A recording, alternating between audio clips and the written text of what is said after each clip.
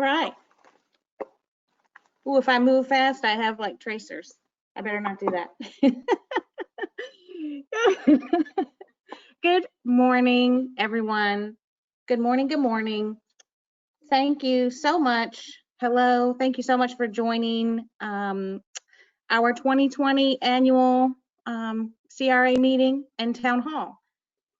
This is the first, and we hope the last virtual town hall. So I hope that you'll bear with us throughout. It's a lot of information that we have to get through on a webinar, so that can be a little bit tiring. So thank you for joining and bearing with us as we go through this. I'm going to go ahead and go over some housekeeping, or actually, before we do that, let me take a moment to thank our 2020 sponsors for helping to make this possible.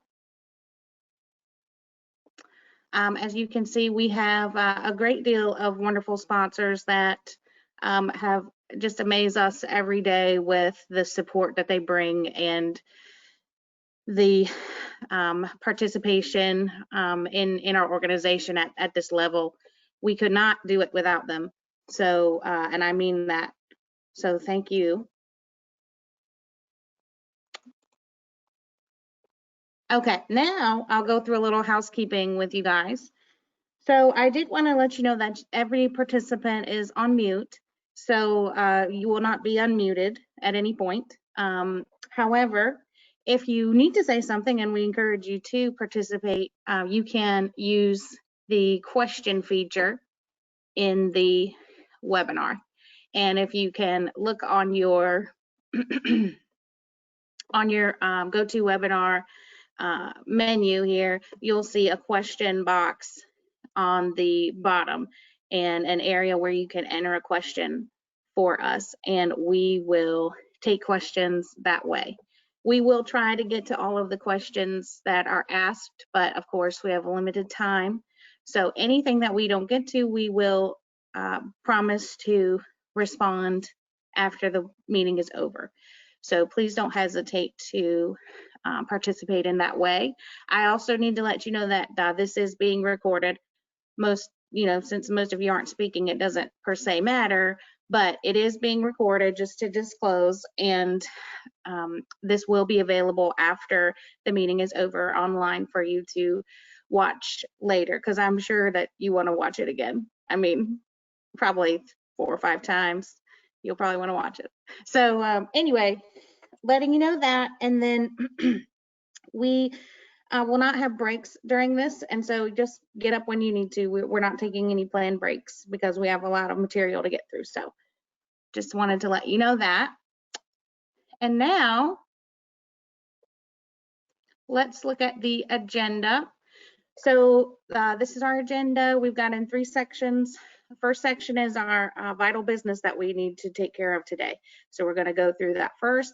Then we are going to go into awarding the annual awards and meeting our candidates for election. And at that point, you'll get to see and hear from each of our 10 board of director candidates for our election. And then we will recognize our outgoing directors and do our awards presentation. Then we will go into the membership form. So this is the last section that is more participatory. So this is where we would probably take the majority of the questions. We will be doing a prize drawing after this webinar is over for those that have participated. So please stay on the entire time, and when we are finished, we will announce the winners of prize drawings for gift cards that we have. We have several nice gift cards, $25, and we will do drawings for those from the participants at the end and share that via email. So good luck on that. All right, now I'm going to turn it over to the Carolina Recycling Association Board of Directors President Extraordinaire, Tanya Randall, and also more recycling, the project manager. Tanya, it's all yours. Thanks, Mary, and thanks everyone for joining us. I know it's not ideal to meet virtually. I really wish we could have all met together in Raleigh. Miss seeing everyone. But thank you for joining us. Like I said, this is a really vital piece of what the CRA does behind the scenes so that you can see what we've accomplished in the last year, what we're planning on doing in the coming year. But as you can see on our first bullet, for those of you who have not already heard, this is been told to several of our council leaders and some folks, and obviously our board of directors know, we've made the really difficult decision to cancel 2020 conference altogether. We had worked to postpone it until August, but just seeing how things are moving through into the summer and just really not knowing what it's going to be like to try to meet in person in just a couple of months, and then knowing that we really have to be prepped for March 2021 in Myrtle Beach, we made the difficult decision at the recommendation of staff to cancel outright the conference. And so more information will be coming in emails to anyone that has already registered, whether you are a sponsor, exhibitor, attendee, speaker, volunteer, whatever. So look for details coming, hopefully this afternoon, from Mary and Jen. They've been working really, really hard behind the scenes to get everything ready so that it's going to be a seamless process, hopefully, fingers crossed, to be able to transfer registrations or provide refunds if you need them. We hope that you will consider just coming next year and letting us transfer your registration forward. But feel free to reach out to Jen or Mary or Tess or myself if you have questions. And again, we're looking forward to having a really, really great meeting together in Myrtle Beach in 2021. But I really would like to say thank you for our sponsors, those that Mary shared on the screen earlier, for sticking with us. Obviously conferences when we really get together and we really get to talk and network and kind of show ourselves off. But there's a lot of the behind the scenes work that goes on that we still need support for, and the sponsors have really stepped up to stay with us, and I really appreciate that. We all appreciate that from the board, and as our volunteers as well. Just because conference didn't happen in March and isn't going to happen in August doesn't mean that there's not a lot of man hours that go on behind the scenes for program and conference committee and the golf tournament and the auction and all the moving pieces for zero waste and everything that comes together. So I really, really appreciate the volunteer hours that have been put forth as well in 2020. And for our board, we've had a lot of meetings kind of on the fly outside the regular scheduled calendar, because we've had to discuss things that we've never had to deal with before. How do we deal with contracts that have to be, dissolved because of a force majeure and all that sort of thing. So I really appreciate our board of directors as well. So if you've done anything with the CRA in the last couple of months, we really, really, really appreciate it. But that being said, we're really confident in the direction that we're going in. Mary and Jen and Tess have been working really, really hard to kind of come up with a new game plan. We've already had one webinar that was really successful. We're really working on ways to network and connect with you virtually. Our finances are really healthy, which is why while it was a difficult decision to cancel because we all like meeting in person, it was an easier decision to make because our financial health is really good as an organization. So we're really looking forward to working together. Please connect with us. The CRA is here to help you and support you. So if there's anything that we can do, connect with staff, connect with the board, let us know. But I'm going to pass it on to Noel, our treasurer, so he can really give you some more in-depth details about our financial health. Noel works with SafeRack, one of our sponsors, and he's been our treasurer for the last 2 years. And so he's definitely been on point for this in the last couple of months. So take it away, Noel. All right, thanks, Tanya. Let me get my webcam turned on. All right. So, 2019-20 been a good year. We've taken care of our 501c3 status is current. We've got our solicitation licenses taken care of for both North and South Carolina. Taxes are up to date. We filed them on time. Had a very successful audit, our seventh straight year that the auditors have given us the highest possible rating. So, again, all our books are in great shape. And we are, as Tanya mentioned earlier, we're in good financial shape, and I'll show you just how good in just one second. The CRA maintained income from membership dues and sponsor donations. The conference cancellation did result in loss of income to the CRA because we're not having the conference, which is our main income generator. of the year. Our final income, including cancellations, rolled over conference registrations, and restricted funds, will not be completed until the July 2020 audit is done. So we don't know exactly where everything's going to fall out, but we do have a projection. Expenditures this year include contracted services that occurred for running the conference and the administrative programs of the CRA and staff salaries. So we have expenditures that we will not be bringing in revenue to cover this year. So we are going to take a bit of a hit. We project ending fiscal year 29-20 with a net shortfall of approximately $100,000. And we won't know what that final tally is until we finish all the cancellations. We will get some credits. We will have some services have already been provided. We will not be able to get those funds back. And we have sponsors who have agreed to continue to sponsor us despite not having the conference this year. So when all that comes out in the wash right now, our expectation is we should have a net shortfall of approximately $100,000 due to those ins and outs and the continuing operations of the organization. So the CRA was released from all of our contracts and penalties from vendors that had not performed services for the 2020 conference due to force majeure. We were able to get out of all 4 of the contracted Marriott hotels, the Raleigh Convention Center, Centerplate Catering, and Presswood Golf Club, and the Boxcar Arcade. So that was good news, and that was actually a result of the governor declaring a state of emergency and shutting down Raleigh. Want to hit the next one, Mary?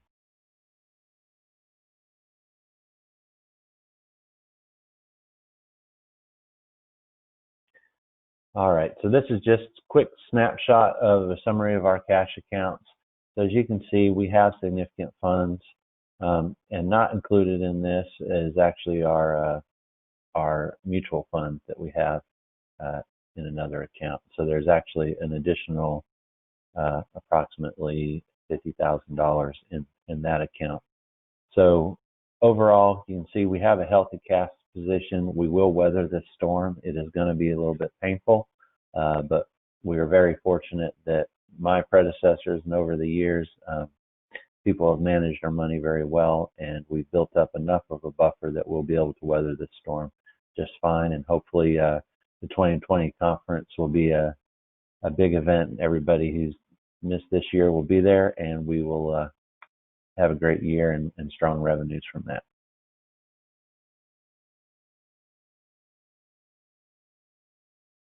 And that's all I have, Mary. Great. Thank you so much, Noel. And forgive me if I seem like I'm being rude. I'm actually getting the questions in on my phone, so I'm having to look at my phone. So I'm not actually like texting my friends, just so you guys know. Okay, and I don't see that any questions have come in about the treasurer's report at this point, but I did see that there was a pre-question on registration for the treasurer's for us, not just the treasurer, for all of us, about how we are planning to mitigate the financial impact of the of not having a conference this year. And I just wanted to, I don't think we need to discuss that right now, because we will get into that a bit later when we go into the forum regarding the some of the investments that we want to make in different programs, virtual programs. So, but I did want to acknowledge that question. And Noel, if you'd like to speak on that in general terms, please feel free. But that did come in on the registration questions. Well, I mean, at a high level, we did have talks about what we're going to do. We want to continue the mission. We need the staff to do that, so we haven't made any changes from that perspective.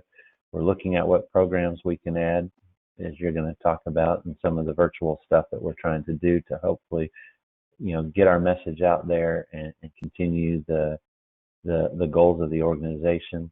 I do think we're in good financial position. One of the things that led us to conclude we should cancel was that we were concerned that we would be spending money on the conference in August that would be not as well attended as the original March, and then we would be coming 6 months later with another conference, and that would actually, be a week. So one of the things we did was to make the final decision just to go ahead and cancel 2020, take the hit that we knew that we would have, and focus on getting strong attendance at the 2021 conference.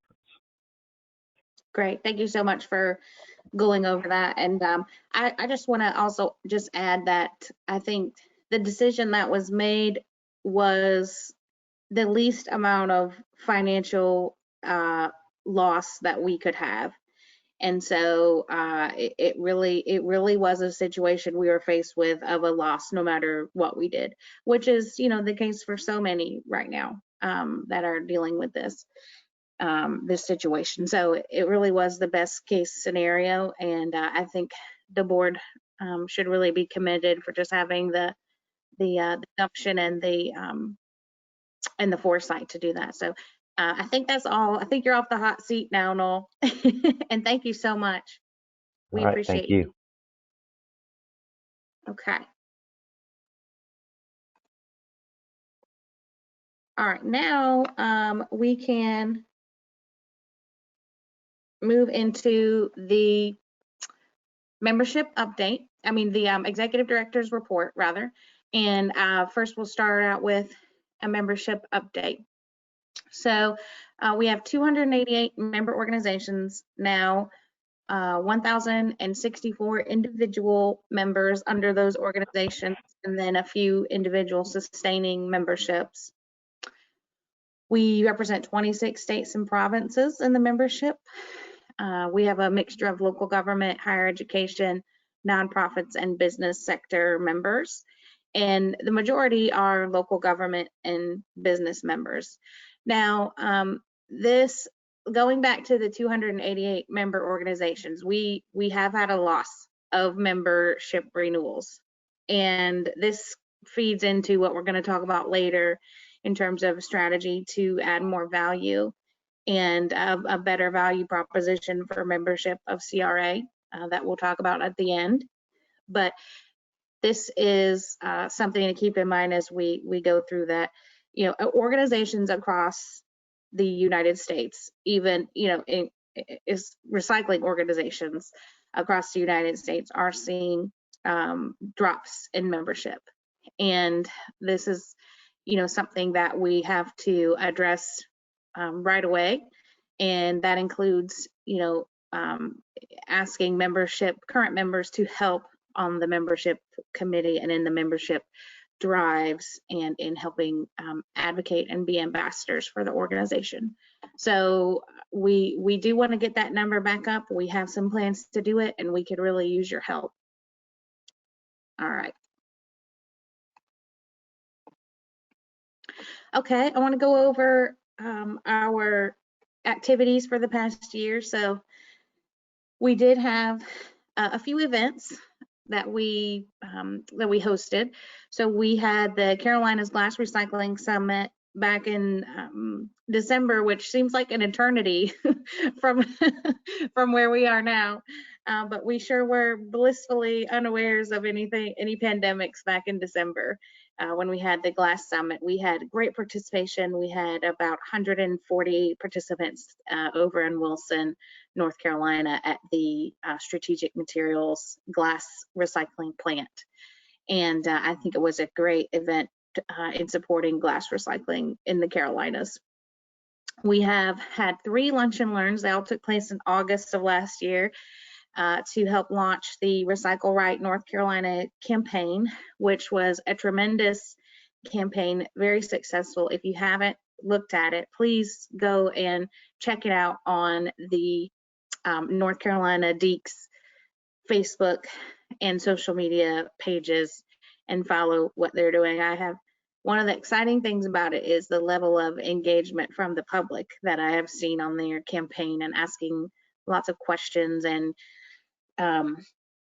learning about contamination and learning how recycling really works, and down to the equipment and the processing and all that. So it's pretty amazing. and I think it's still going strong. So we did find that to be a very important expenditure of our time over the summer, and we continue to support that. We also just recently had the Recycling Resilience MRF and Collection Safety webinar that we had around 140, 150 participants in that. It had a wonderful panel that focused on MRF safety and collection safety during COVID.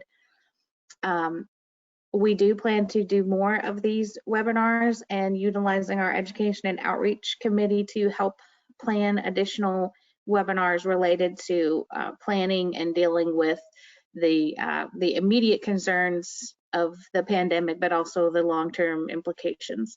And so look forward to that. You can access recordings of the Glass Summit, not a video of the Glass Summit, but a recording of the audio and a recording of the COVID webinar on our website for free. So please do that. In terms of serving the industry, I have been, finishing up my second year of service on the National Recycling Coalition Board of Directors, where I'm serving a role as a the Communications Committee co-chair.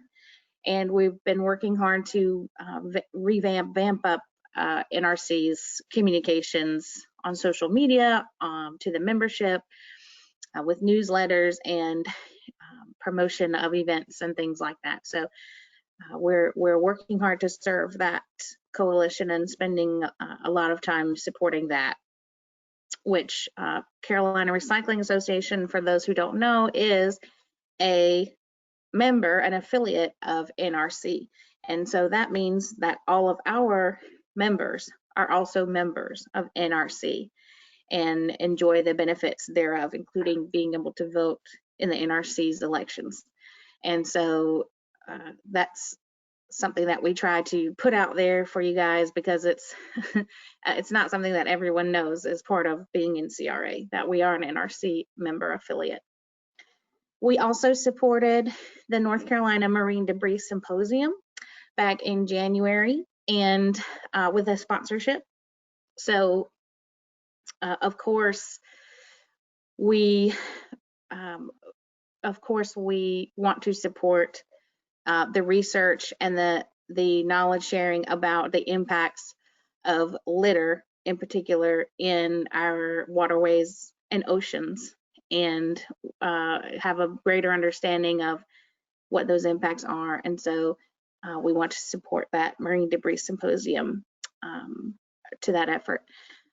In terms of engagement, we participated in the North Carolina Recycling Leadership meeting back in November of 2019, where there were several participants from the North Carolina Governor's Office and the Will Sager with the Southeast Recycling Development Council, and many business leaders in recycling were in attendance, where we discussed and promised to have more engagement together to try to strengthen and revitalize recycling in the Carolinas.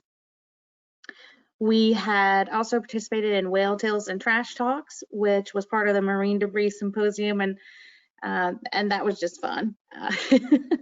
An event, educational event for the Marine Debris Symposium, talking about trash and whales.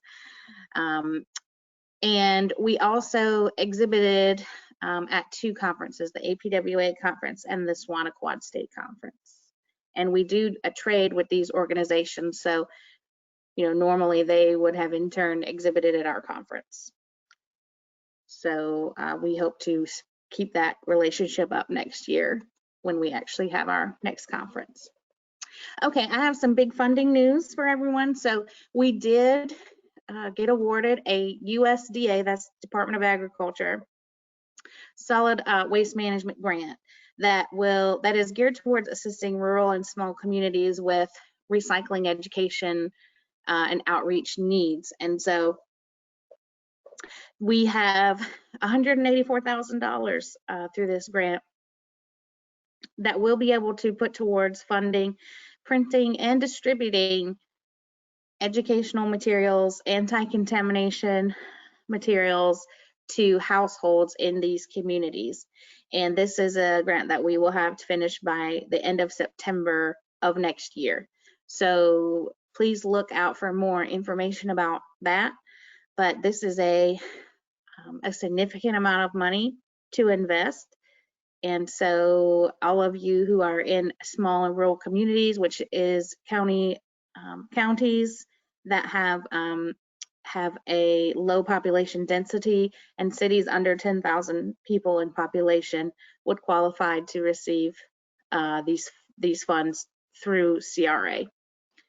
And so think about what you would want to apply for.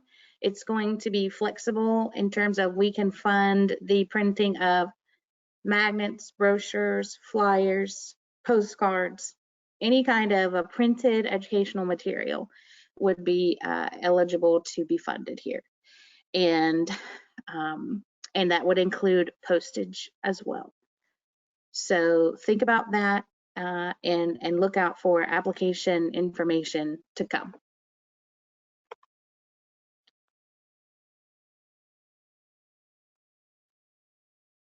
Okay, let's go here. My slide is being a little bit slow.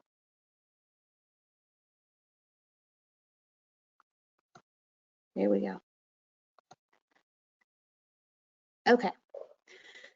One of the great things about having a communications coordinator that we have with our communications coordinator, Tess Ellis, is we've just been able to rock out on social media. So she's been doing fantastic. We have probably more than doubled our followers, our engagement on social media through Tess. And these are just some of the numbers. We have lots of new followers on all of these platforms. Overall, we have 785 new followers on all of our different platforms added together, 179,388 impressions, and 10,575 engagements. So I won't go into the particulars of what those means, but suffice it to say that we're having a much stronger presence on social media, and we will continue to grow that.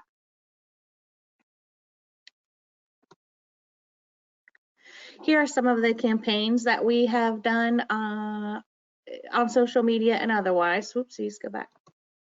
So this is some beautiful, these are some beautiful graphics that Tess created for us. And I don't know why it keeps going forward.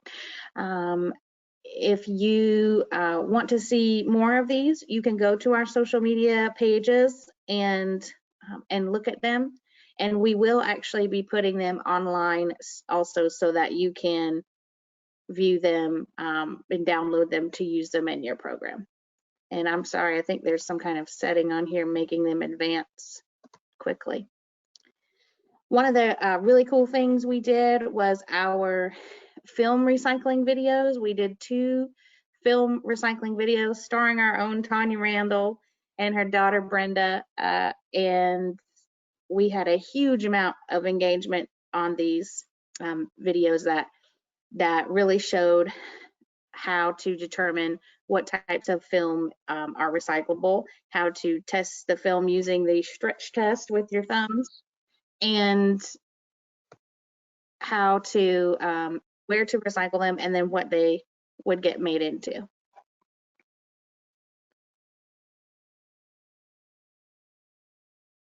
Okay.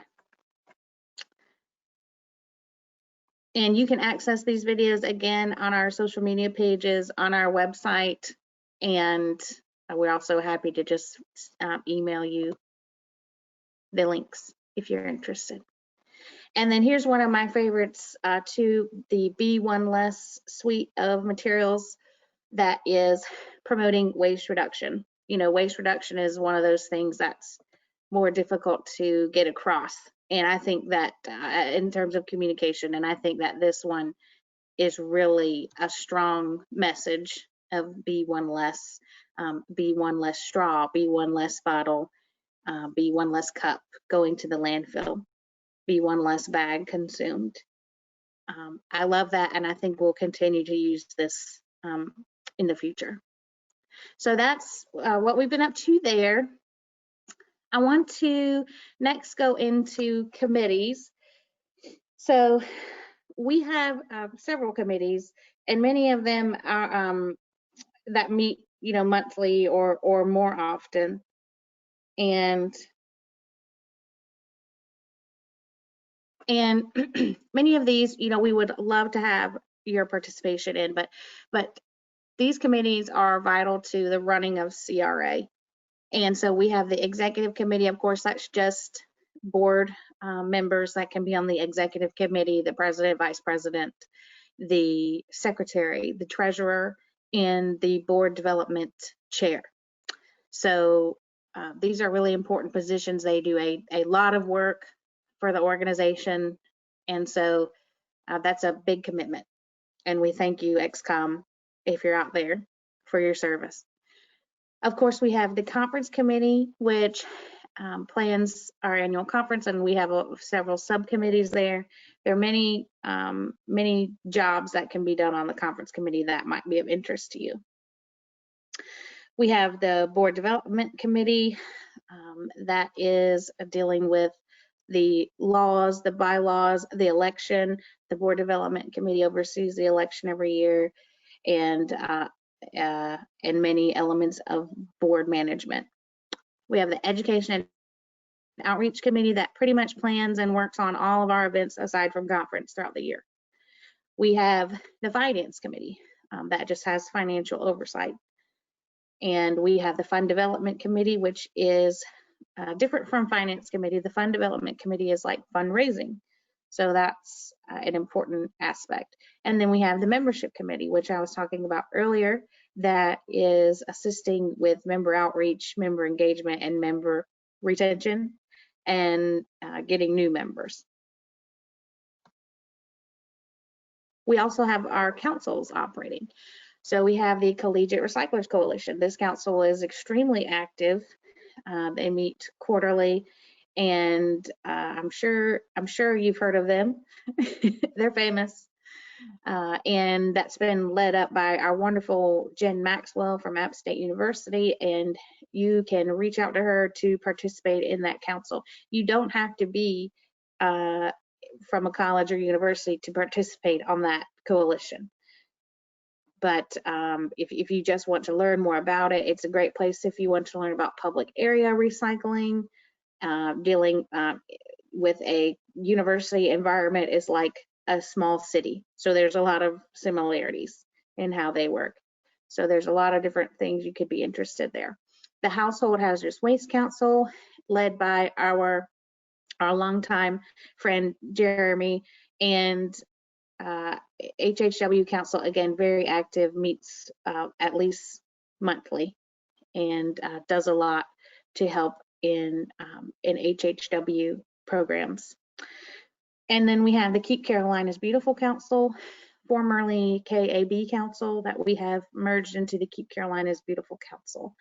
And this council has been very active in the past couple of years, thanks to our board member Mallory Coffey, who is the executive director of Keep South Carolina Beautiful, and she has shown us what it really means to be an affiliate of Keep America Beautiful, what you can really do to increase beautification and address and combat litter. And so we thank her for that. And so if you're interested in these councils, please contact these folks because they would love to have you.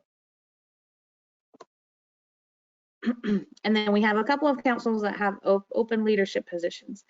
So this is an opportunity. If you're not getting all of the leadership experience that you want at work, you can come to CRA and use us to get that experience. We need you and you need us if that's you. So the Healthcare Sustainability Council. This is one that is really exciting, and it really has a need in the healthcare industry with the facilities operations to have a better understanding of recycling and waste reduction in these facilities, from composting to recycling medical equipment, medical waste even. So there's great opportunities for a waste diversion and recycling in healthcare. And we just need someone to take the helm so that we can be the wind beneath their wings, so to speak. We have the Business and Industry Council. Now more than ever, this is really important to have businesses engaging with each other and leading the charge to make the recycling industry work for businesses. And so I hope that y'all,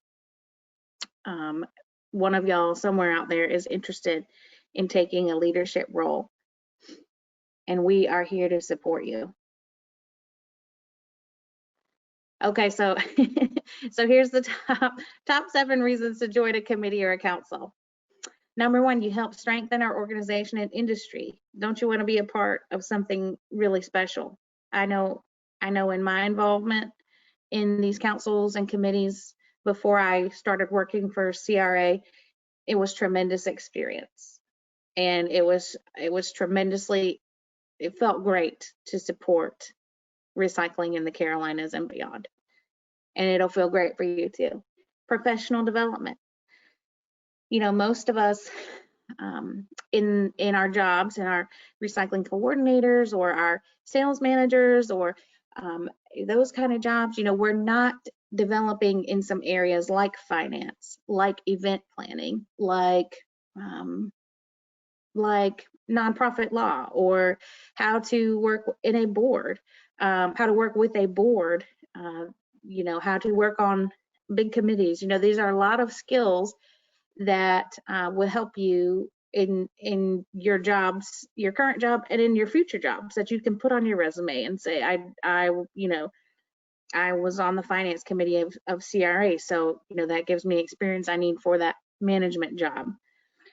So these are really important, skill development and enrichment of your professional life. Number 4, preparation and an introduction for serving on the board. So many folks that participate on our committees end up running for the board. It's a great way to prep if that's something you want to try to do in the long run. It's a great way to meet people and and find out what it's like, what it would be like serving on the board. Making friends, of course. You can talk about your pets, kids, and relatives to people who care.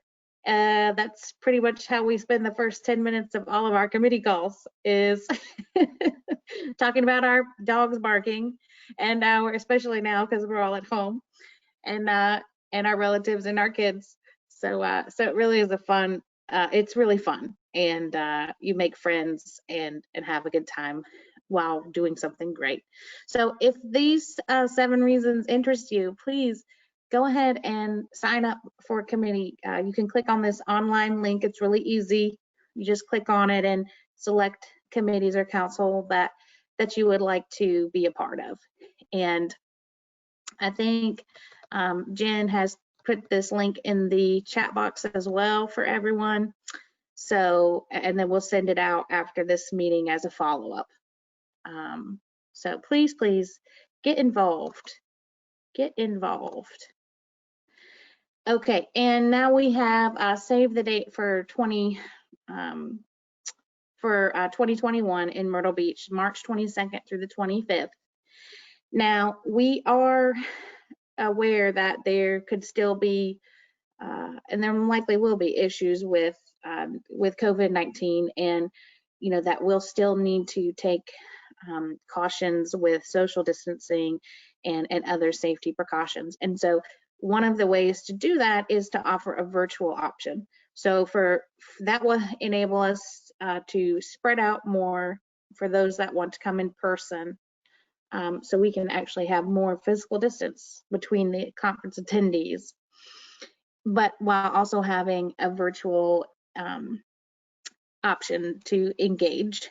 And so look out for more information on that, but that is the plan, that we will have virtual participation, including some virtual networking opportunities with the conference attendees. And we're really excited about it. We think it's a good way to address what's going on and kind of have something for everyone.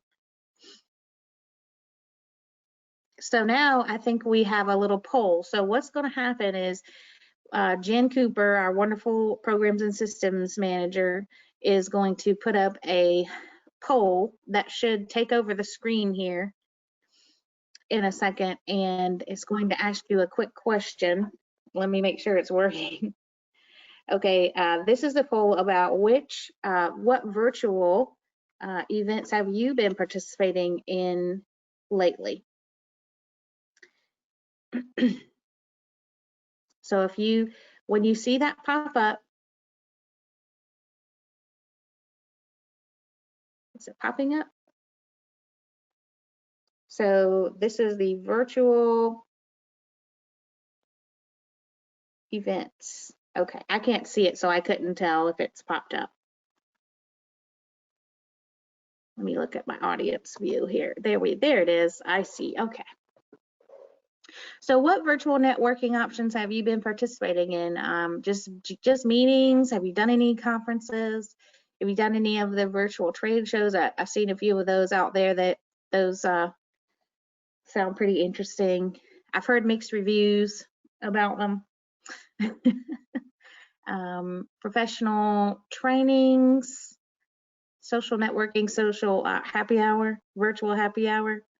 We're actually participating in a virtual happy hour next week. It's another, what I mentioned before, a whale tales and trash talks with the folks that put on the marine debris symposium.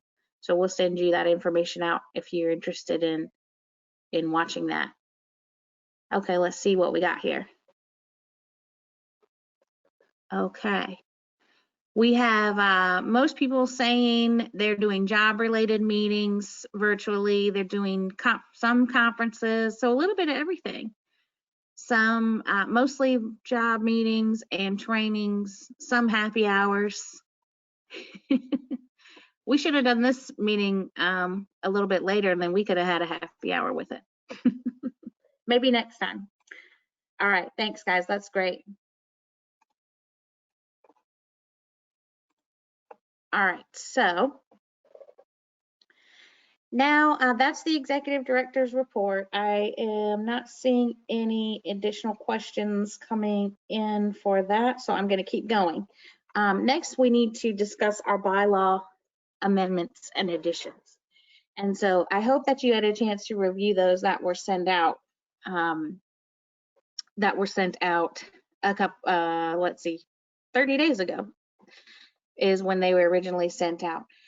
We have two bylaw amendments to put forth, and then one new section to add to our governing laws. These will be on the same ballot as the candidate election. Bylaw voting will close along with the regular election at noon on June 3rd. I'm sorry, I think that should be 1, if I'm not mistaken. I'm sorry, that's a typo. 1 p.m.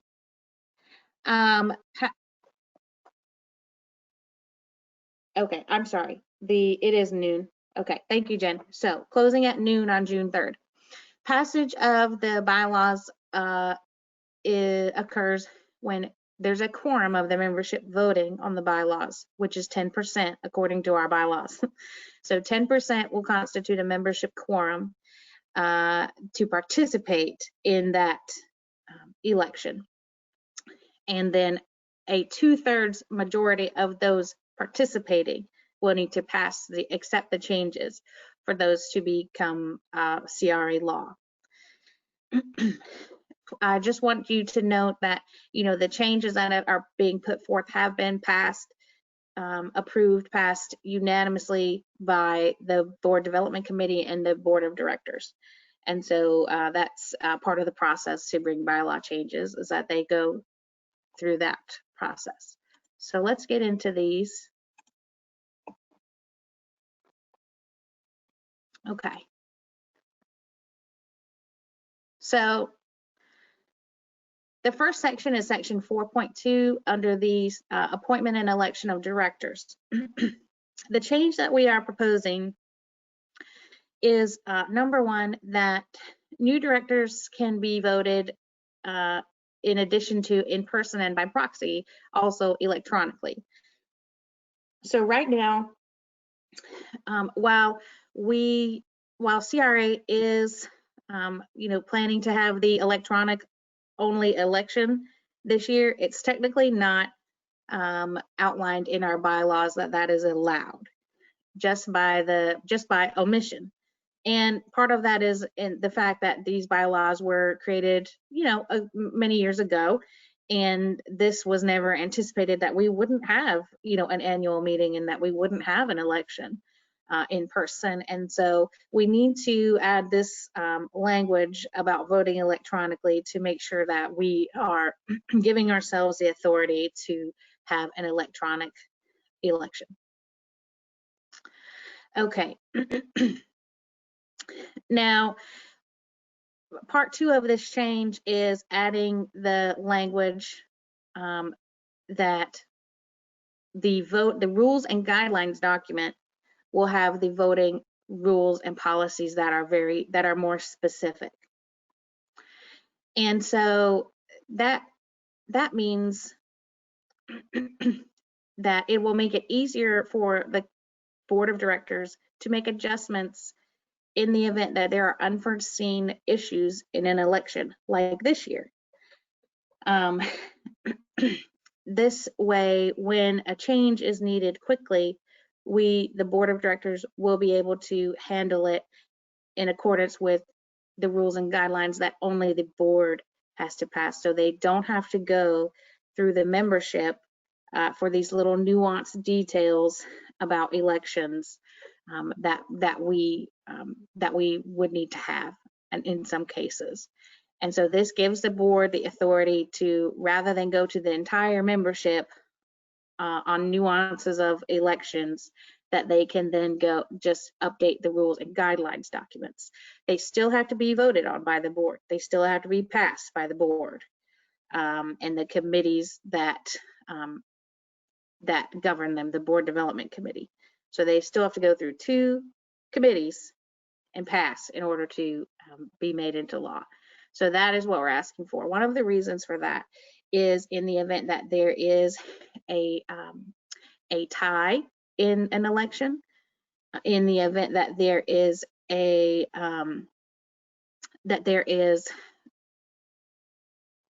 not a majority of the votes going to each candidate. So the candidates have been in the past, the language has said they need to have a majority of the votes for each candidate that is elected. And so that when you have 10 candidates, that's not always possible. And so this enables the board to put in contingency plans if there's not a clear policy about what to do in those situations. Many situations like that can come up. Those are just a couple of examples. And then the next item is that new directors shall hold office until the expiration of the term for which each is selected and until a successor has been elected. Actually, okay. All right, and so next we have section 7.1 amendments. Again, this is allowing for electronic amendments, electronic votes on amendments to the bylaws. Okay. And last but not least, we have the force majeure emergency operations new section that we would like to add. So this situation has brought up the fact that in this type of event where we're not allowed to get together, it's not safe to gather and have gatherings, or at least it wasn't. We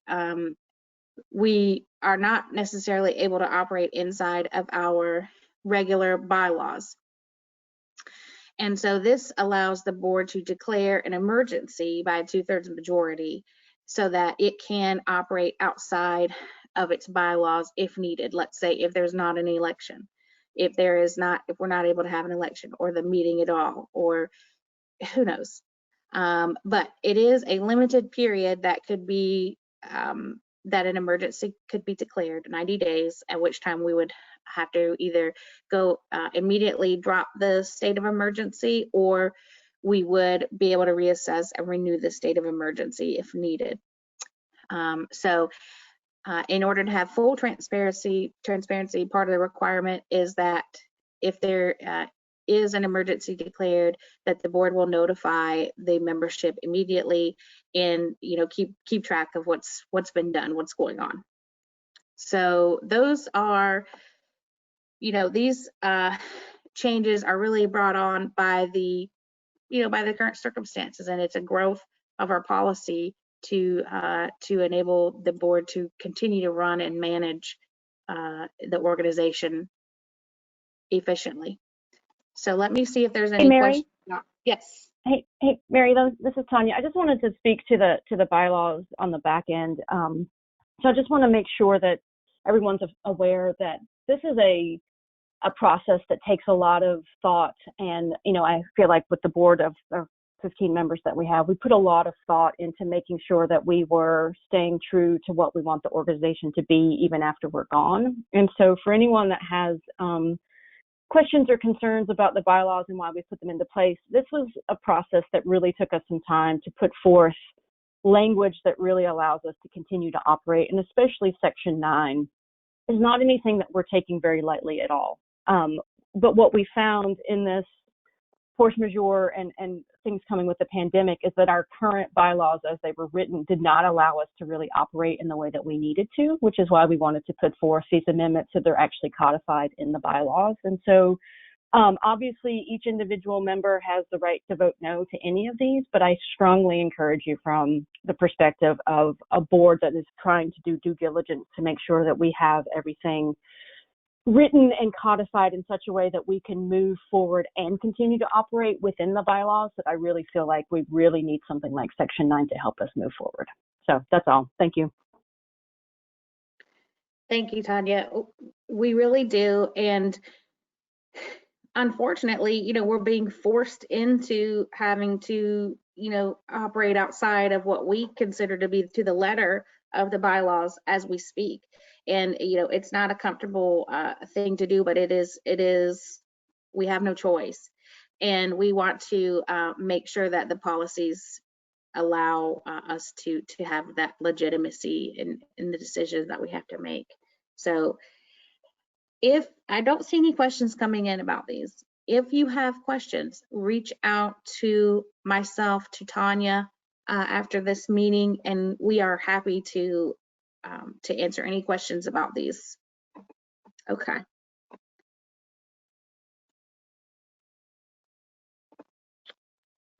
All right, now.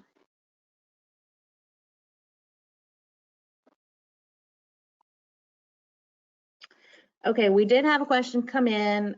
What other organizations have anything like Section 9 in their bylaws? That's a good question. We had, I'm going to answer that question after the webinar, because we had, and I should have said this earlier, we had the assistance of our former board member and longtime colleague and participant on the board development committee, Michael Talbert, help us come up with this language. And so I do want to answer that question, but since he was so involved in creating that language, I would like to have his participation in answering that question. So I know who asked that question, and we will get back to you about that. Will that question about having an emergency operations period being able to be declared, do other organizations have that? We will get back to you on that, Will. Okay. Now we have the fun part. Okay, we are going to meet our 2020 election candidates, and we've got 10 of them. So everybody's going to appear on the webcam for a little bit to say hello, to introduce themselves so that you can hear them and see their face. Normally you'd be seeing them in person and, getting a chance to talk with them. We can't do that, but this was, the next best thing. So we won't be able to do candidate questions today just because there's so many. But if you want to reach out to us with your questions after, we will be happy to forward them to specific candidates or all of the candidates to follow up on after the meeting. They would probably love to have a chance to talk with you. After this meeting, the designated voting member for each of you guys will receive a ballot with the bylaws and the board election candidates for you to vote on. You will have again till June 3rd. I'm sorry, that's supposed to be noon on June 3rd to submit your vote. So we did extend the voting period to allow for the fact that we're not having an in-person meeting. So it's a little bit longer than what you normally have, but don't procrastinate. You want to go ahead and take care of it so you don't forget. Again, there's one ballot per organizational membership. So if you don't know who your voting member is, if you didn't get an email with the ballot and you thought you should, let us know. We can help with any of that. Okay. All right. So are we ready for Mr. Tony Krashenko? Tony, hey, take it away, Tony. All right. Good morning, everybody. Thank you for joining us. I'd like to introduce myself. I'm Tony Krashenko, and I'm coming to you live from my home office in Davie County. I'm originally from Lorain, Ohio, before moving down to North Carolina. But I've been with Republic Services for 8 years. And in North Carolina, I cover a pretty broad area from the mountains to the west over to Burlington in the east. Cover area up into Virginia, and then down south around Uwharrie, Montgomery County, down to the South Carolina border. And so I see the good, the bad, and the non-existent in the recycling environment. And but it gives me a nice broad range of people to deal with. And with my job with Republic, I cover 2 MRF sheds. We have a recycling facility in Greensboro and also one in Conover. So really in tune with what's happening in the recycling market and what's happening in our communities and kind of the region as a whole. I have a passion for recycling. I believe we need to get more factual, accurate information out to our members and our communities. There's lots of opinions and speak in the industry about what's right and what isn't. I'd like to help promote the sustainability of recycling, not only environmentally, but financially as well. I think they go hand in hand. And I think as part of our organization, it's important for us to make sure communities and our membership understand that both of those are equally important and both are equally possible. Previously, I've served on several boards in my 16 years of elected office, including a county recycling and solid waste board. Wanted to bring my knowledge, gain knowledge from others on the board and share with all our members and communities. So I ask for your vote and your confidence to be elected to the Carolina Recycling Association Board of Directors. Thank you for your time, and God bless. Thank you, Tony. Okay, now, Tony, I'll let you go over on your time since you were first. But candidates going forward, let's try to keep our keep down our time so that we can not go over, too much. I appreciate it. Okay. But Tony, thank you so much. And next we have Marilyn Wells with Waste Management. And Marilyn, if you can try, just try to keep it under a minute, and the floor is yours. Thanks so much. Appreciate it. Good morning, everyone. I'm Marilyn Wells, and I have been in the recycling industry for the last 12 years. During that time frame, I worked with Waste Management, and it's quite frankly afforded me the opportunity to kind of further my curiosity. And that goes to say I've worked in the private sectors, in the business sectors, and am currently working with municipalities and cities and towns across the Carolinas. Personally, I'm the mother of 3 sons in college. So the big decision making at night when it's time for dinner is, do we have peanut butter and jelly or grilled cheese? So I wanted to say to all of you all how much of an honor it would be to serve on the board. I strongly and passionately believe in recycling. I think the Carolina Recycling Association has made great strides and really has made an impact. Also seeing some of the things that have come out from NCDEQ and so forth that have been available to the cities and towns has been exciting. I think the recycling industry is ever changing, and I think that's the one consistency, that it is change. Collaboration is the key. And so having the experience in working with different types of sectors, I think that collaboration comes into play. So I'll leave you with this, 2 words: what if? What if we were to look forward and use the lessons from the past and apply those to the future, but also understand that things will change within the recycling industry, and that's exciting. So I would appreciate your vote, but also would look forward to meeting some of you all personally as things free up as far as the COVID-19 restrictions. So I hope that at some point y'all can connect with me via LinkedIn or pop me an email. I'd be happy to have a chat with you. Thanks so much. I hope everyone stays safe and stays well. Thank you so much, Marilyn. Appreciate you joining. Sure. Good job. All right. Thank you. Thank you. Next, we are going to meet Teresa Baker with Granville County Public Schools and Granville County from Creedmoor, North Carolina. Teresa, are you with us? I am. Can you see it? Not yet. Okay. Can hear you, but see you. There you go. Good morning, and I'm Teresa Baker, and I have been privileged and honored to be the Recycling and Sustainability Coordinator for Granville County Public Schools and for Granville County.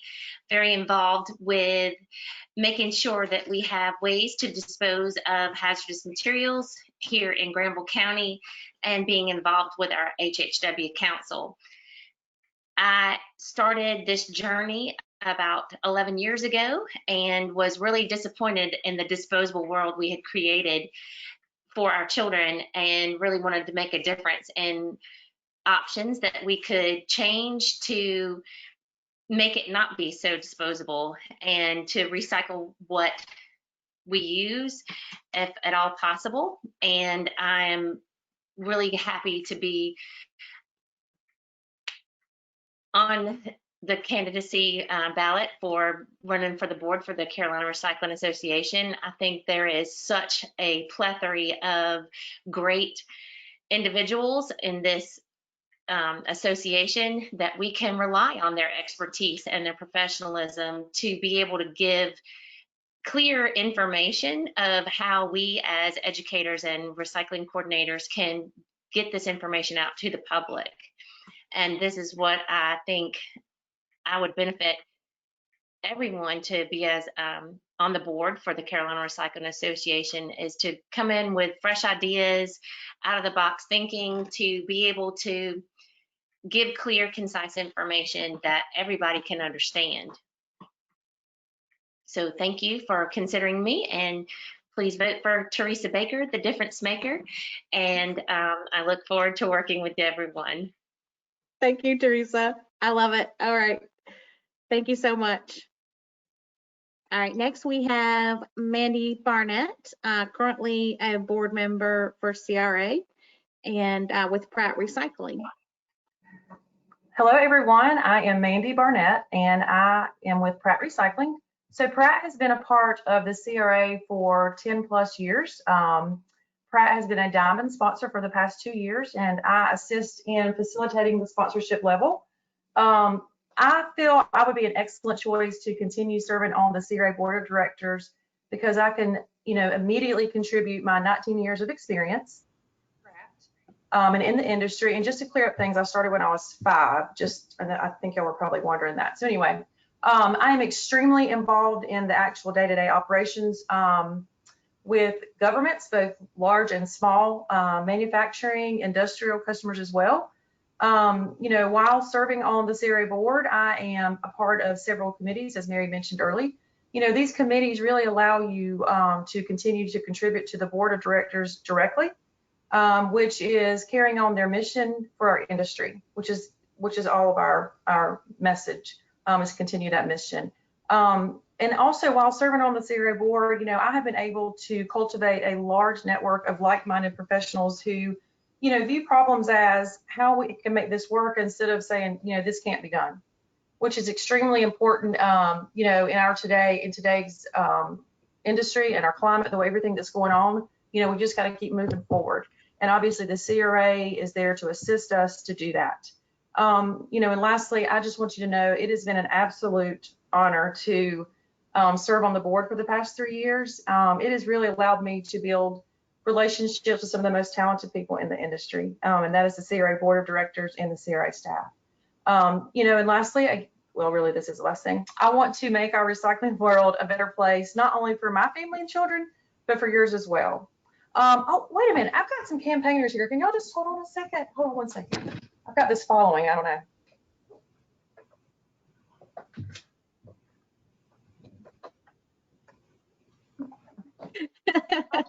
Yay!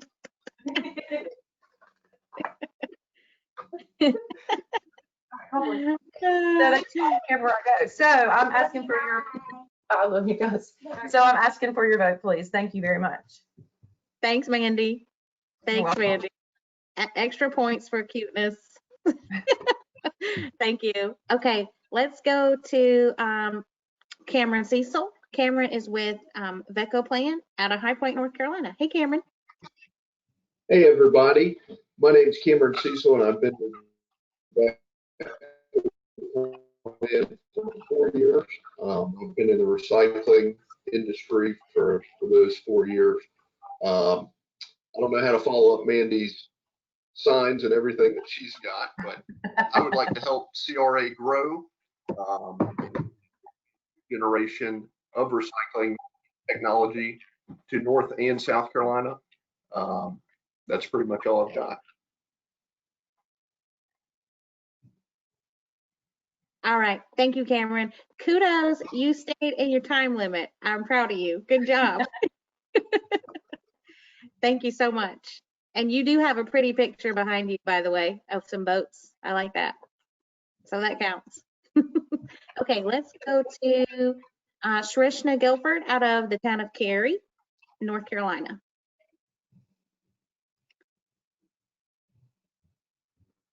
Hey everyone, I'm Shrishna Guilford, talking to you from town of Cary, North Carolina.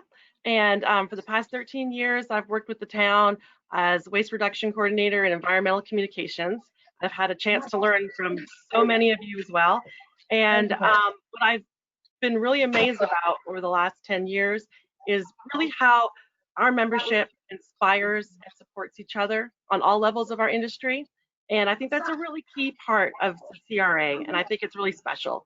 And so for me, I'd really like to grow those connections between all of us, our communities, our businesses, our organizations, so that we can continue to innovate and adapt during these times. I think that's really important. The strength between us all is what's going to help keep recycling strong across the Carolinas. And so I thank you for the opportunity and chance to serve on your board and ask that you vote. Thank you.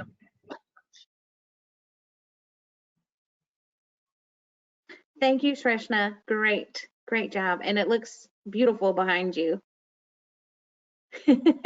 Okay, next we have Matt James with North Carolina DEQ, Deeks.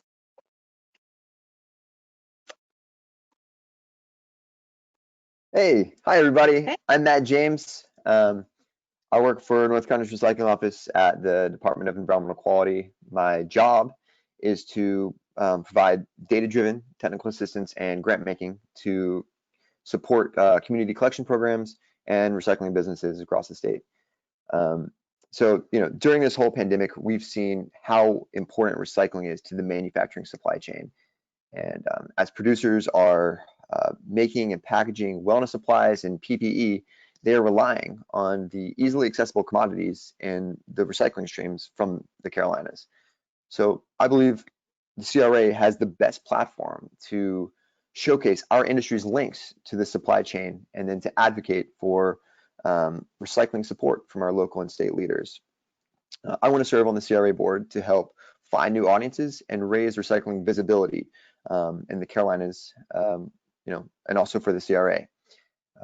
So in the past year alone, I've contributed to the Recycling Right campaign done out of NCDEQ, and helped organize some of the CRA events that we had last year, about that campaign, and also the Glass Summit back in December. So I want to continue finding other ways to contribute. I appreciate your vote. Thanks, and I can't wait to see you all from a safe social distance in the near future. Thanks, Matt. I'm gonna hug you all when I see you. I say to hell with social distancing. I need a hug. Right, of course. But thank you, do. Matt. Sure. All right. Thanks so much. All right. Next, we're going to Ashley Jenkins, recycling coordinator for Beaufort, South Carolina. Beaufort. Dang it. Beaufort, South Carolina. Hey, you guys. Hello. It's Beaufort, South Carolina. Hello. My name is Ashley, and I'm the recycling coordinator for Beaufort, South Carolina. Nothing against Beaufort, North Carolina. But anyway, as you know, have you ever been asked that question? Should I recycle this, or why can't I recycle this? And then you put that smile on your face. Well, if I'm giving that opportunity to be the CRA board member, I will continue to strive to find those solutions to those questions and embrace challenges for a sustainable environment. I am experienced in local government. I'm dedicated to listening, learning, and very eager to continue the goals of building those partnerships between local governments and recycled businesses for a thriving economy. Vote for me. I'm eager, I'm passionate. I love to educate others and to also make recycling simple, but also be innovative. So please, I'll be honored if I get your vote. Thank you. Thank you, Ashley. And I'm sorry about the Beaufort. I meant Beaufort. Thank you. All right, we are next. We have Brian Johnson with the city of Wilson, North Carolina, and the environmental services manager there.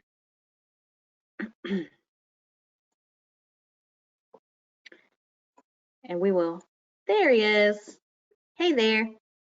Hey, good morning, everyone. My name is Brian Johnson. I'm with the city of Wilson. I've been in management now for 3 years, so I'm the new kid on the block. 2 years ago, I was placed in a position where I was able to become the recycling supervisor here at the city of Wilson. I've seen the good, the bad, and the ugly so far. And what you'll get with me, I'm very passionate, I'm dedicated, and I'm very determined to get the right message out about recycling. Ever since I became the supervisor for recycling, I hit the ground running, trying to get the right message out. Since taking over as a manager here at the city of Wilson, we've been trying to get a recycling facility started. And I feel like with the help of me sitting on the board at the CRA, that will kind of convey the right message and make sure that the facility that we're hoping for in the near future gets ran the right way. That's pretty much all I have. I appreciate any vote that I can get. Talk to you soon. Thank you. Thank you so much, Brian. Thank you, thank you.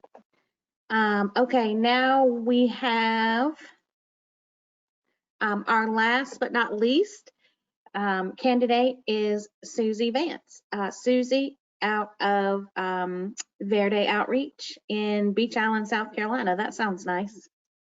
Thank you, Mary. I just want to say first off, I'm really honored to be included in such a wonderful group of candidates. I haven't seen this many professionals who are so passionate about recycling in a very long time. And I'm just very honored. Just a little more background information about me and why I'm so passionate about what I do is I spent 8 years in the Air Force learning about data and writing and how to use that to make things better. When I moved to South Carolina, I got involved in recycling through my brother, who worked for one of the local haulers that worked for the city of Augusta.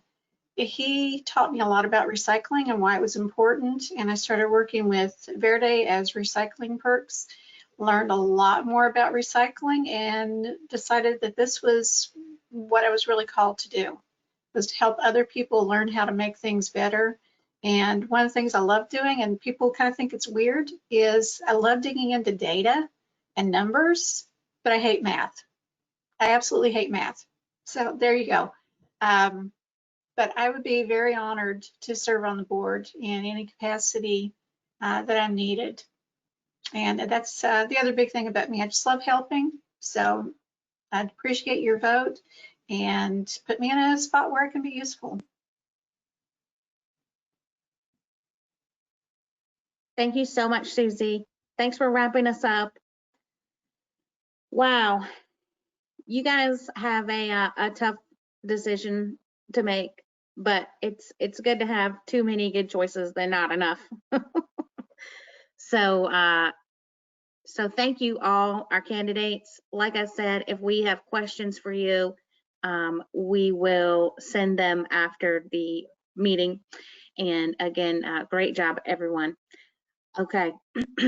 Now we are I'm going to hand it over to Tanya for the recognition of our outgoing directors. Tanya? Tanya, you're actually muted.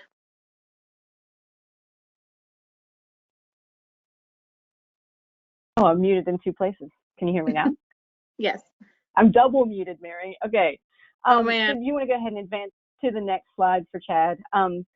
So we typically do this in person, and our folks usually come up and we say nice things about them, and we have a plaque to give to them. Obviously, we can't be together, but it doesn't make this any less bittersweet. So we have 5 really outstanding candidates who are leaving the board this year, and it has been an absolute honor and pleasure, to Susie's point about being able to work with, really dedicated and thoughtful and passionate people. The board of directors is really incredible, and I'm really honored to be the president. So I am sad to say that Chad Bean from Harnett County is rolling off the board. He's been on the board for 6 years. He and I have done several events at NC State for Earth Day.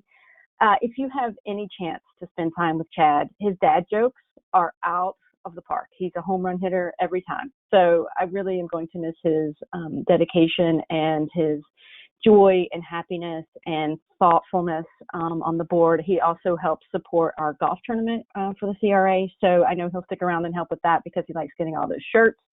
But I really do appreciate the time and the service that you've dedicated and given to the CRA board for the last 6 years, Chad. Yes, this would be a time for applause. Everybody applaud. We can't hear you, but applaud anyway because I deserve it. Next, Mary.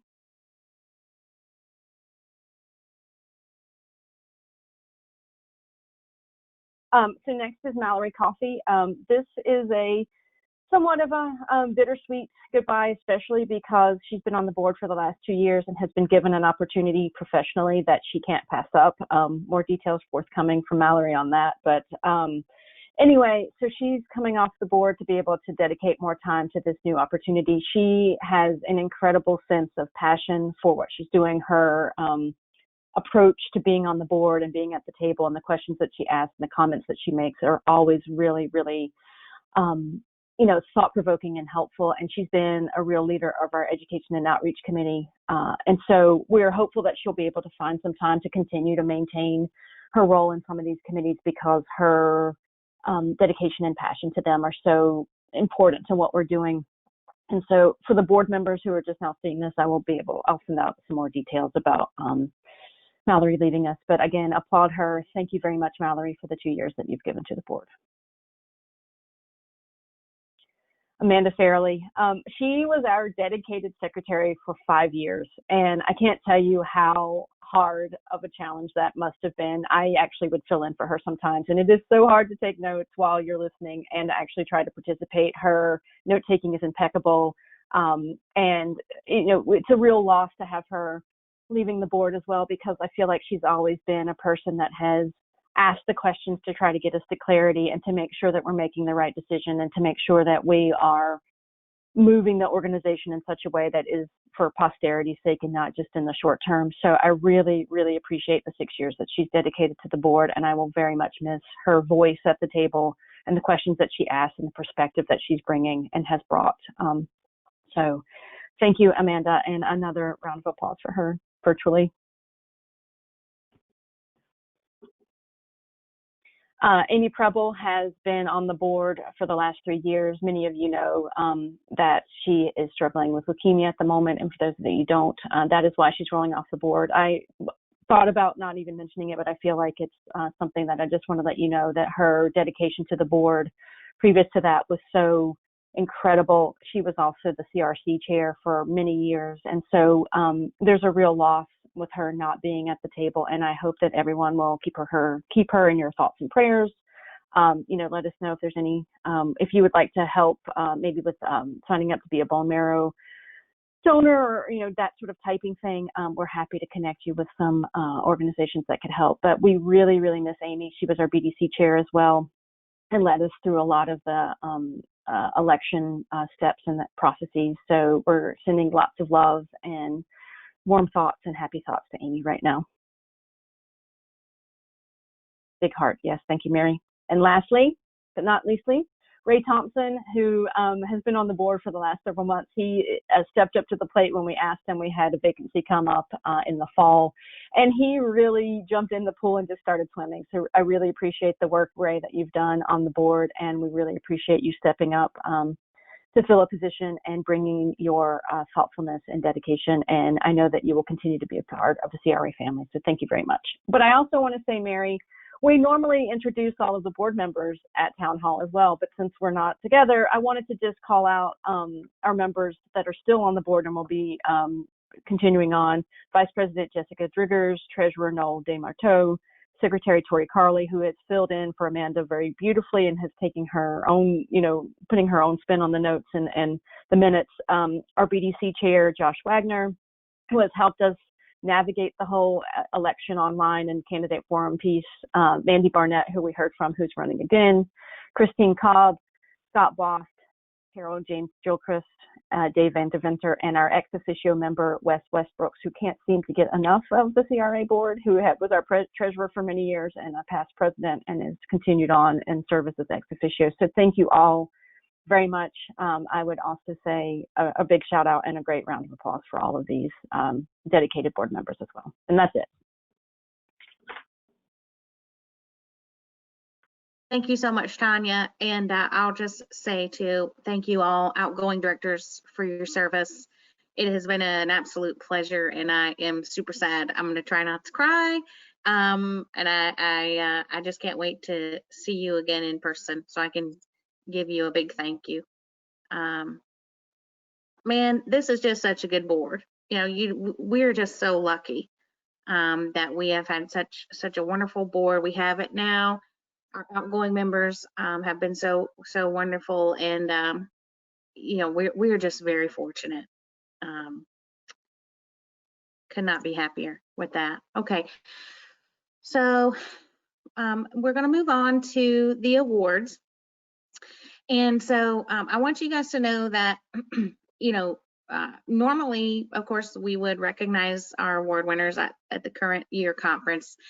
We are going to recognize the 2020 award winners at our Myrtle Beach conference in person.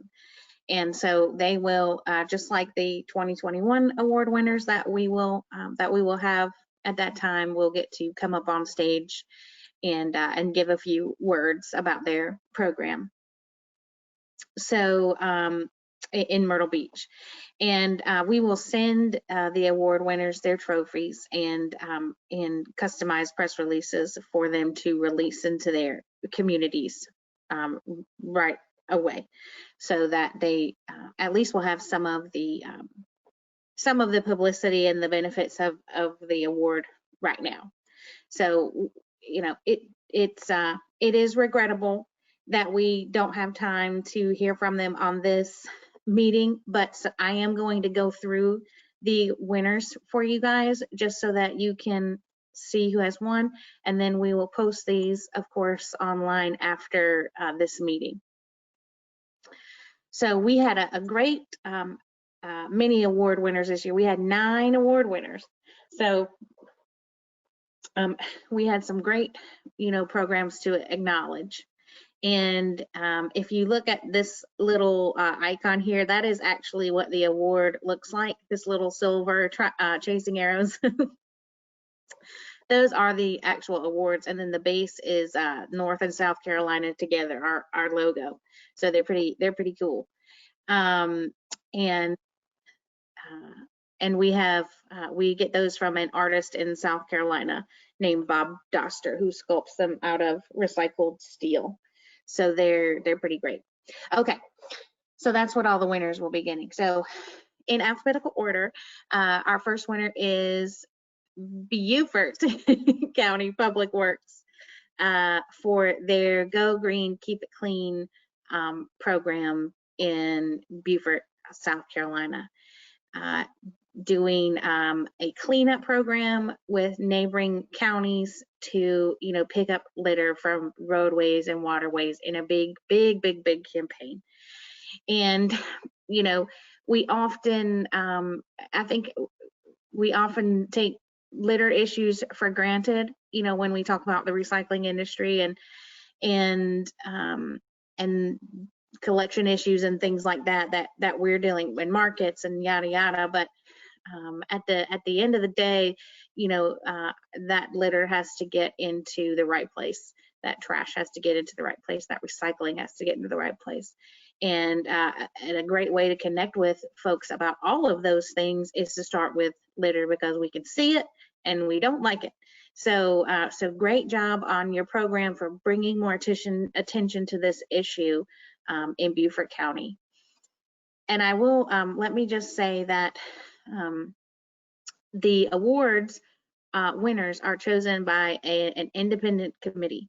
So I am not on the committee, our staff is not on the committee. And so it is made up of business and community recycling industry members from local governments and businesses that make up that awards committee that score these based on several criteria. And that's how the winners are determined. So just putting that out there for you. Our next is Catawba County. Our Catawba County friends have won this award for their wonderful social media video campaigns that are absolutely hilarious. And I hope you can follow them after this meeting on Facebook and see their videos with our friend Amanda Kane, who used to be a board member. It rolled off a couple of years ago that we still miss tremendously. But congratulations, Catawba County, on your wonderful anti-contamination campaigns. Great job.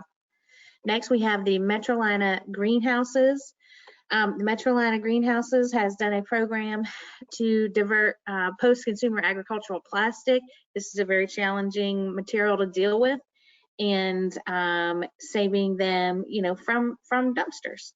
And so this is a reuse program where these containers are able to be put back in the store. So congratulations to you guys. This is wonderful. Reuse is like the top hanging fruit, if you will, of accomplishment, even though it's top on the hierarchy of waste reduction of waste management.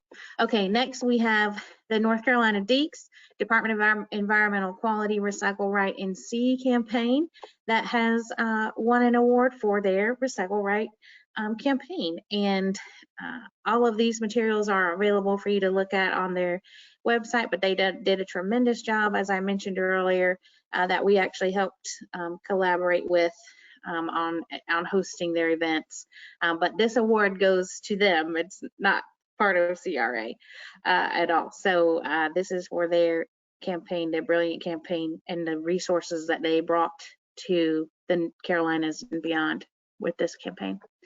Next, we have the NC State University paper towel composting project done by the Zero Waste Wolves. And this was this was working to reduce the amount of landfill waste in residence hall bathrooms by urging students to compost their paper towel waste. So they've got this wonderful signage and a great campaign and really different. I have not seen this before, and I think it's pretty innovative. So great job, NC State. Next, we have Parker Hannafin.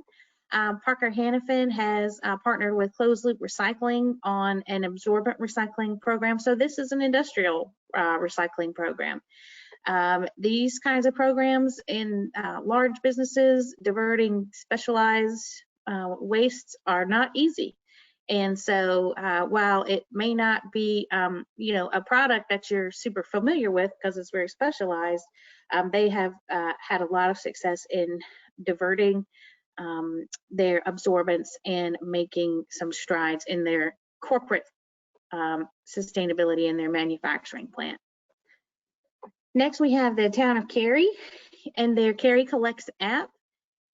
This is a program that they use to reduce waste. So they replace a lot of printing with this wonderful app that provides more engagement and communication with their residents. The Waste Wizard allowing people to look up items and how to properly dispose of them. And they have some great participation. 44% of households already using it, and that's really tremendous. So I want to say great job to you guys. Next, we have Trouty Sander with Lexington County for her education and outreach campaign, and just great efforts in her one-on-one instruction or one-on-one interaction with the community, and just a great program there. So generally lots of accomplishments in outreach and education there in Lexington County, South Carolina. Next, we have the UNC Asheville Dining Services for their food waste reduction and trayless dining and small plate dining program. So they are, in their dining hall using reusable dishware, and that also, if you worked in a university environment before, like I have, you understand how challenging it is to make changes in dining services and dining contracts, and with among students, that's not always the easiest group to work with changes. And so they have been able to reduce food waste, reduce regular dishware waste, and been able to donate much of the uneaten or safe but uneaten food to the hungry. So wonderful job there. Please submit your program for an award. We look at all kinds of programs for these awards, and we look at the effort that's put in, innovation, the many factors that can contribute to you winning a CRA award. So I encourage you to apply next time, and we look forward to seeing your application. Okay, now we are going to head into the town hall meeting. Okay, and let me see really quick if there's any questions. Hold on. I don't think so. Okay, good. So now we've got about 26 minutes left. So I wanted to, during this town hall meeting, I wanted to give you guys a quick overview of our membership survey that we did back in the fall. And I'm sure all of you filled it out, even though I think only 25 people filled it out, and there's at least 80 something people on this call. So maybe you didn't all fill it out, but I hope that you will in the future, because this is something that we want to do every year as CRA, a membership survey that doesn't just ask you about the conference. It asks you about our membership services. besides that, and what can we do for you as an organization, and here's some ideas that we have about where we might go with this organization, which ones you like the best, that kind of thing. And so we want to have that interaction, and a survey is a good way to do that. We have learned, from this recent experience that while the conference can be our main gig, our main game, it really can't be the only thing that we do. We need to diversify. We knew this back in the fall when we sent out this survey, and then we've had this illustrated to us quite clearly recently that we were thinking in the right direction. So first off, I'll let you guys know that the most highest ranked membership benefits of what we currently offer are in order of importance here, according to the respondents, are discounts for conference registration, voting rights is second, then access to our member directory, eligibility to run for the board of directors, discounted or free registration to additional CRA events, so our side events like RBC and other workshops, voting rights on bylaws, bragging rights for being a super awesome CRA member, got a lot of votes, and then membership and voting rights with the National Recycling Coalition got some votes as well. But this was ranked in order of what's most important to people. So the discounts are way up there. Being able to participate in our governance is are way up there. And then access to our membership directory. So access to each other is very important. Okay, and now this question from the survey is about what are some potential benefits that would interest you. And so one of the big ones that we've been looking at and that we are excited to see a lot of people interested in is the idea of an online forum for members to discuss key issues and allow that direct communication between buyers and sellers and between members. And so there are a lot of products out there in the world that do this, and we've been looking at them for years, actually, looking at different ones. But this is something that would really allow a lot more interaction and engagement without having a conference. So, as we have seen, this is something that is sorely needed.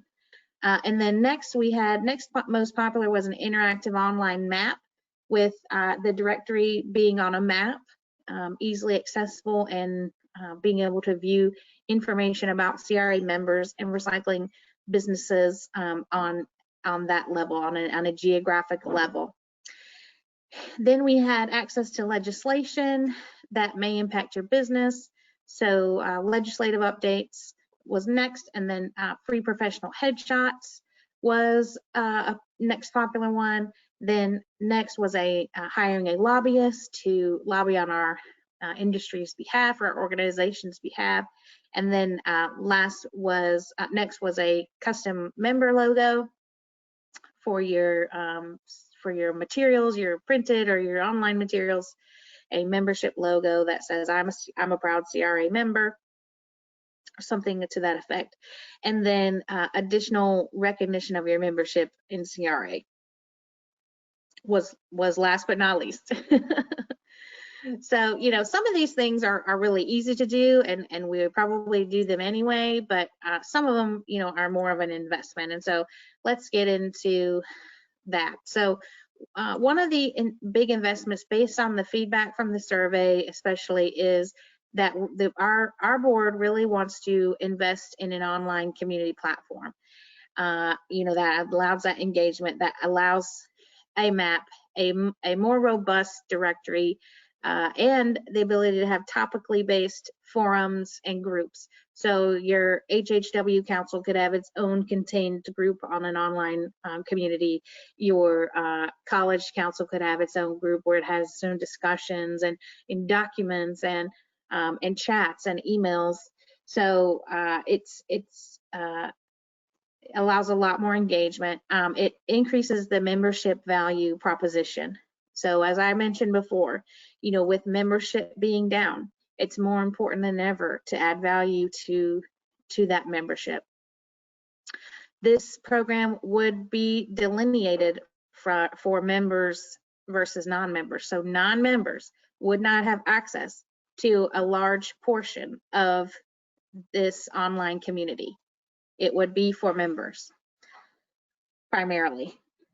This is something we think would help with market development. It would really eliminate some barriers to between buyers and sellers.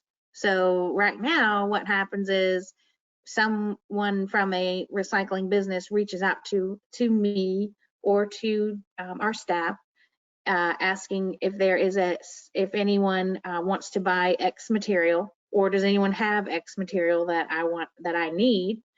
And then we then have to try to track that down. And so this enables just to eliminate the middleman, which increases efficiency and lowers the time that's needed.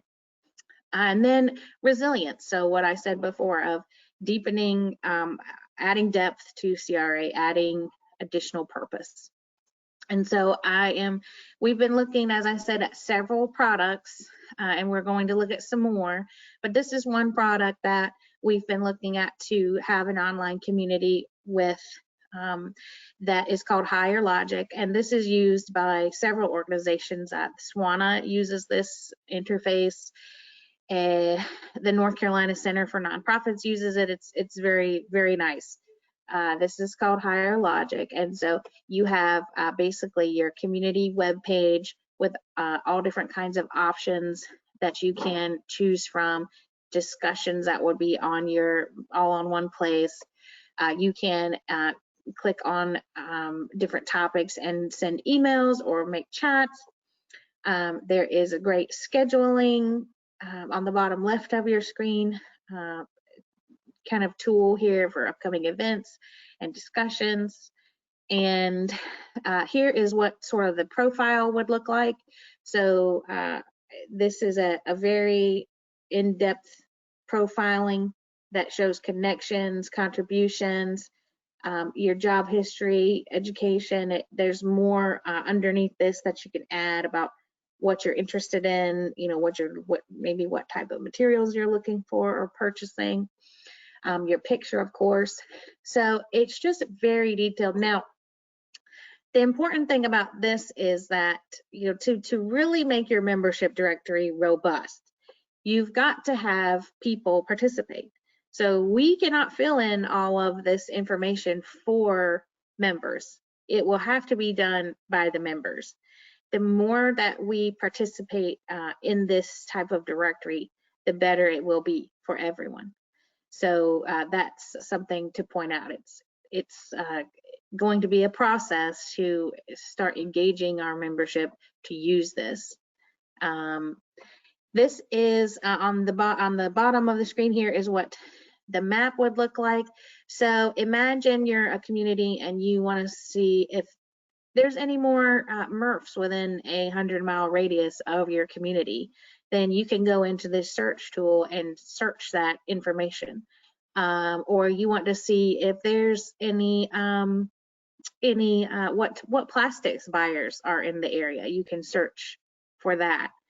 So we would, you know, in this respect, incorporate as many recycling industry, you know, addresses, locations that we could on here from, you know, using the databases that are already out there separated and try to pull them in here. So that would include, you know, the North Carolina recycling markets directory that we would try to pull into this, South Carolina's as well, and anything else we could find that we could keep in here so that it could be very comprehensive. And I think that would be pretty special. So this link at the bottom, if you want to see a demo of this video, you can look at this after the meeting. I'm not going to show it to you right now. Just kind of see all the features because I just covered a few of them here. So we're excited about that. And next, I did want to mention that we were going to implement the headshots for our membership. Now, this is a great thing that would incorporate into the online community aspect, because you would have a nice professional headshot to put on your profile if we were to have been able to do these headshots at the conference. But we will plan to do that in 2021. So these will be free headshots, you know, for members, and we will let non-members have headshots too for a fee. So we want everybody to be able to participate, but we want to make this a perk of membership.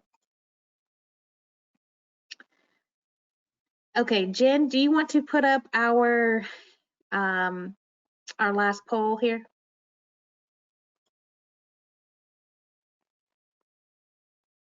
And this poll is asking, do you use the online membership directory?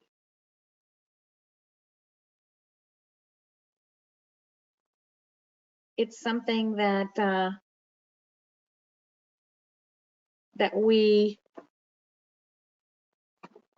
really could benefit from if everybody knew about it.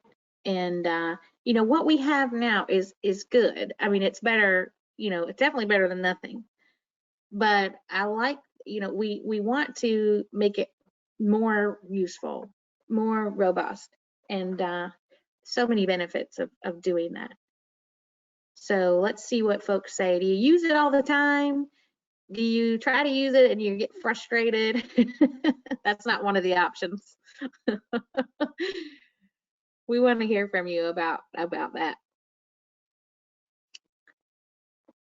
How did we do on that, Jen? Let's see here. I've got to make it bigger because it shows up extremely tiny on my screen. Okay, some folks have said they've used it occasionally. Most people say use it occasionally, 39%. 31% no, not at all. So that's the majority. A lot of you didn't know we had it. So what you do to access it, folks, is you go to your online profile, you log in to your profile. You can access that from our website, and you should be able to update what's already there using your login. So you can currently, you know, put a picture and some data underneath it. But we'd like to see it be bettered, be a bit bettered. Okay, thanks for doing the poll. So now is the time for any questions and feedback. And so I'm waiting to see if we have any questions from folks. Tanya, if you have anything to add as we wait for questions to come in, we can certainly hear from you a bit. Hey, Mary, I think my camera's not working very well at the moment, but I'll just speak. I just want to encourage folks to sign up for committees. I believe Jen put information about signing up, and I know that there's a form that was in this as well, or you can just reach out to staff or myself or anybody on the board. We love to have any and all takers to be on our committee, as well as I know Mary mentioned earlier that we are looking to do a lot more virtual webinars and networking and that sort of stuff. So if you have an idea, if you want to be a speaker, if you're willing to contribute your expertise, please reach out to us, because we're looking as well to not necessarily to recreate conference, but definitely to be able to continue putting forth information and services to our members and non-members alike in the next couple of months. So please reach out to us for that too. And thanks everyone for joining as well. I know that you're still waiting for questions to come in, but I really do appreciate folks taking the time today to be a participant in this. And don't forget to vote. If you don't get an email, make sure that you find out who your voting member is so you can encourage them to vote. And if you don't know who your voting member is, please reach out to staff. That's it. Thanks so much. I appreciate that. Okay, we do have a question about and Tanya, you can feel free to weigh in on this as well, about dwindling recycling capabilities, some communities suspending or ending, or I don't think anyone's technically ended anything, but suspending programs indefinitely. There have been, some issues that many of you have heard about in Northeast North Carolina with not having a lot of recycling capability there. So this is a really important question. So, part of this is the times that we are in. They're difficult. They're going to be challenging for a lot of folks. If a community, does not have the political will, the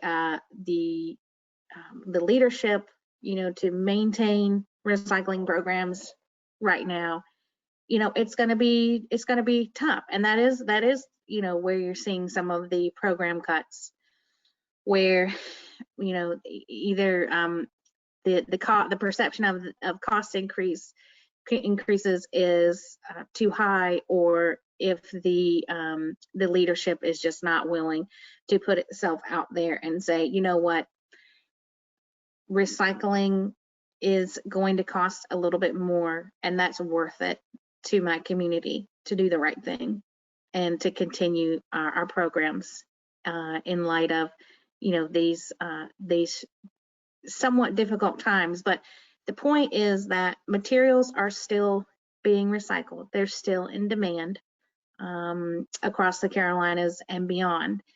And these, while things have changed, they're still working. I have seen many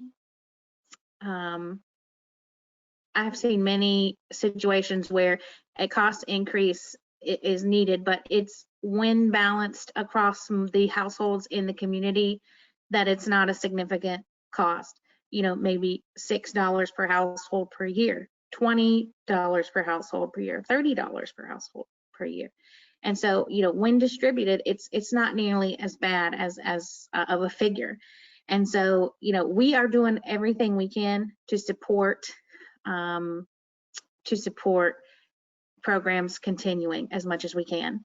And in a lot of cases, as was the case in Craven County, North Carolina, and hopefully will be the case in Dare County, North Carolina, when the public, engages around these decisions, and there's a champion that is calling elected officials, calling the mayor, calling the town manager, that is the best way to keep programs going. So if your community is experiencing some discussions like this about suspending programs due to cost, you need to try to find someone in the community that can champion that doesn't have the political concerns and the workplace concerns to help this cause, to help this continue. And Tanya, if you want to speak on that for a second, I've got to plug in my laptop because my battery has drained. So if you have anything to add, go ahead. Yeah, I was going to say, and the beautiful thing about the CRA is we cover both Carolinas, and we have members that are both in government, both state and local, as well as private industry. And so we have a real breadth of information here as well. So I know that both NC Deeks and SC Commerce and SC DHEC also have data and information and points about, why recycling matters, not just from an environmental standpoint, but the economic standpoint as well. So, if you're having trouble finding the points and the information and the data to help your cause, certainly reach out to us or reach out to the state agencies as well. We can help you get in touch with them if you don't know who those folks are.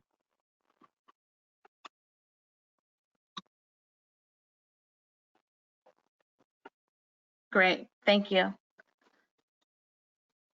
There is help. There is help out there. All right, I think we have another question.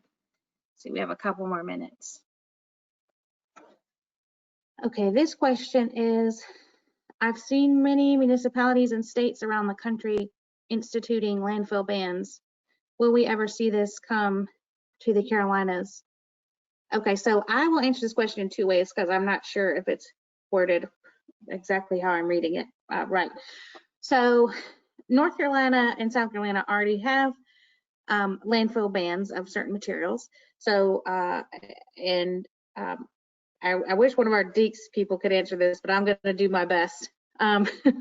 So we have bans on recyclable rigid plastic containers, aluminum cans, tires, yard debris, lithium batteries, wet cell batteries, and I'm probably forgetting some pallets, oyster shells. So we do have landfill bans, and that is part of the justification that one could use if needed to maintain recycling programs. And I know that North Carolina Deeks and South Carolina DHEC are able to help you with wrangling that information and help you understand it and justify keeping programs if you are being faced with difficult decisions to cut programs or to suspend them. So we do have that in our corner. Now, these laws always have a caveat, an exception, if there's a hardship, that that there could be exceptions made to them. And so we haven't seen any exceptions being made to this for communities, with the exception of in Northeast North Carolina, where they're simply not able to, or they made the decision, I should say, not to spend more on sending materials to a MRF, but rather to an incinerator where the cans are magnetized out of the rest of the waste, an incinerator in Virginia. And so Northeast North Carolina is a special place just because it's, it's cut off from a lot of the mainland. And so they deal with things maybe a little differently. But that is something we already have. It does protect us for the most part. And while exceptions can be made to that, it's not common. So I hope that answers the question. If any, Tanya, if you'd like to add anything, please feel free. I think we've got about 3 minutes. Okay. Mary, are we still doing the drawing? Well, so we're going to do that after we hang up, because we will look at the participants. We have to look at the participants after the call, and then we can pick the winners. And so we'll email those out to everybody after the call. And I don't see any more questions. We've got a few minutes left, so I'll just say thank you again for participating. And we will have the follow-up email coming out hopefully within about 24 hours with all of this stuff and the prize winners. Great job to all of our candidates. Thank you for participating in that. And as always, if you have questions about anything we're doing, we're an open book. We, want you to know we have an open door policy.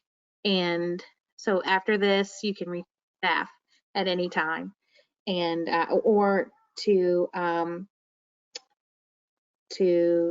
our board members, and they will be happy to talk to you. Okay, and then there was a question about when the grant information will be available. Stay tuned for that. It's a process that we're still going through to hire a firm to help us manage the project, and so it may be a month or two before we actually get that information released. But keep an eye out for that from us. It'll be big news when that happens. Okay. So Tanya, anything else? Nope, that's all I've got, Mary. Thanks, Okay. everyone. Thanks, you guys, so much. We'll hope to see you soon. Miss you. Take good care. Enjoy the rest of your day. And we'll talk to you real soon.